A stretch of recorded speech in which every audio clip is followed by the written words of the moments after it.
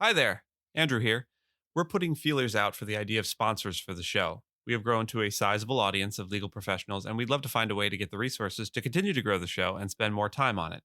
This might take the form of more longer form, maximum minimum competence episodes, or longer daily episodes, or maybe short interviews. We've had a couple of inquiries regarding sponsorship, but want to get feedback from all of you, the listeners. If you have thoughts or have a sponsor in mind that you think would be a good fit, shoot me an email at andrew@leahy.org. We're still very much in the brainstorming stage, so all ideas are good ideas. So ends the housekeeping segment. Let's get to the show.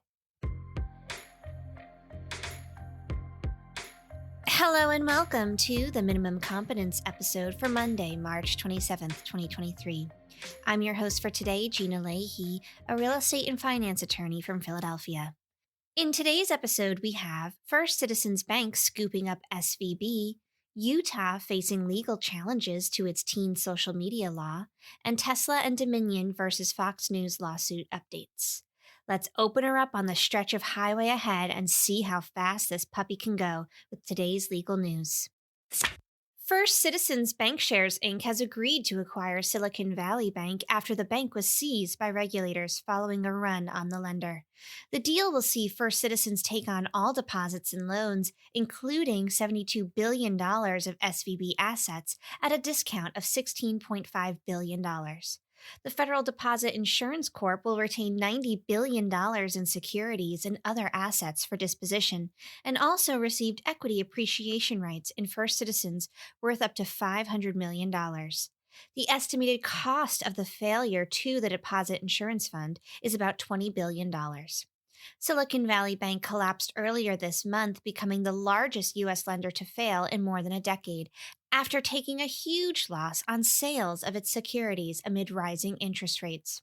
First Citizens was the winning bidder after the FDIC received substantial interest from multiple potential acquirers.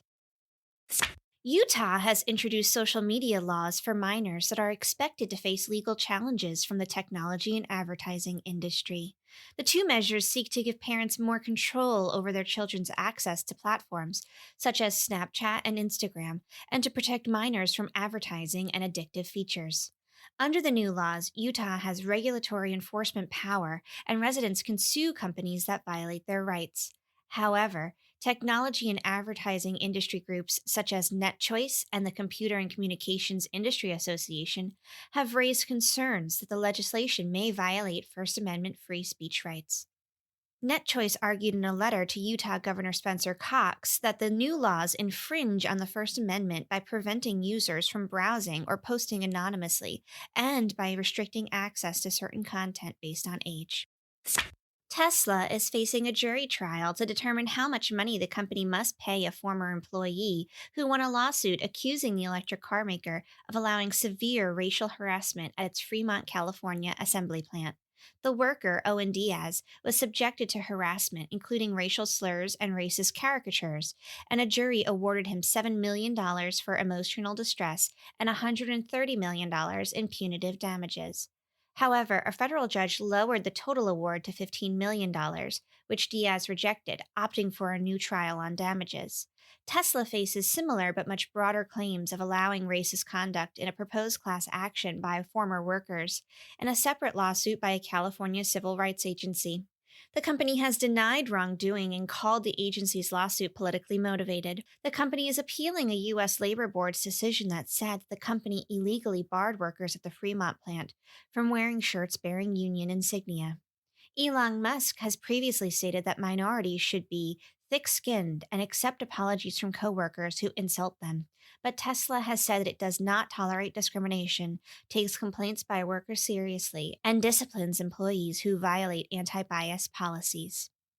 In addition to the ongoing racial discrimination lawsuit against Tesla filed by California's Civil Rights Department, a recent ruling requires the agency to provide Tesla with details of their investigation into the automaker's Fremont factory prior to filing the lawsuit.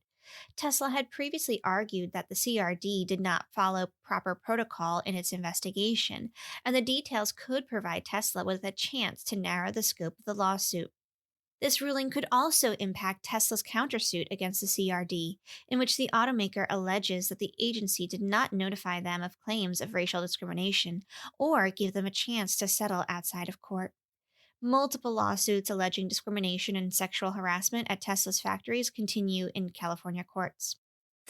Lawyers for Fox News and Dominion Voting Systems have argued over the high bar to prove defamation in a $1.6 billion lawsuit that is scheduled to start next month. Dominion claims that Fox allowed allies of former President Donald Trump to falsely claim that Dominion's machines and software were responsible for Trump's election loss. Fox contends that it cannot be held liable for defamation for simply reporting on newsworthy allegations, a sitting president's claim that the election was being stolen from him. Dominion attorneys say Fox employees allowed guests to falsely state the claim that the company had rigged the election, flipped large numbers of votes from Trump to Joe Biden through a secret algorithm, was owned by a company founded in Venezuela to rig elections for Chavez, and offered bribes or kickbacks to government officials who used its machines. Fox attorneys argue that the key issue is not whether the allegations were true or false, but whether it was accurately reporting the allegations.